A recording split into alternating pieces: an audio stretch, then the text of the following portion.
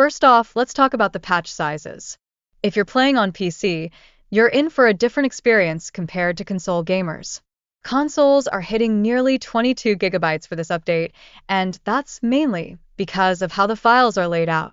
This actually makes a big difference in how smoothly the game runs for everyone. Now, on to DLSS 4.0. This thing is a game changer for those rocking NVIDIA GPUs. Even if you don't have the absolute latest hardware, you're still reaping some benefits. But, and this is important, if you're using AMD or Intel cards, you won't see these enhancements, which kind of stinks. Interestingly, some folks have noticed a drop in FPS when using the new Transformer model, even with the efficiency perks that come along with it. This is sparking some discussions about how we balance performance with frame rates, which is definitely something to consider. For those with 4000 series cards, you might see a small dip in FPS, but the visual boost is pretty significant. We're talking about a jump from medium to high settings here. It's all about finding that sweet spot between keeping your performance smooth and having those stunning graphics.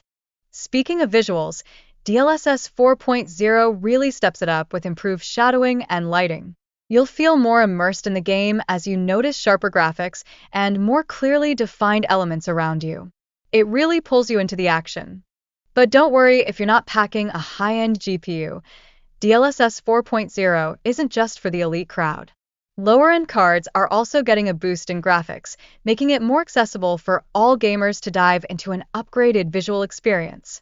With this update, you get the option to switch between DLSS performance or ultra performance modes, which means you can improve your frame rates while still enjoying high visual quality. This has turned out to be a great move for enhancing overall gameplay. On top of performance boosts, the patch also rolls in a bunch of bug fixes, like tweaks to character interactions and adjustments to the randomizer settings in character creation. These little changes are designed to make your gaming experience smoother and more enjoyable. That said, not everyone is thrilled. Some players think Johnny, the character who pops up faster now, is a bit of a nuisance since he doesn't add much to the game.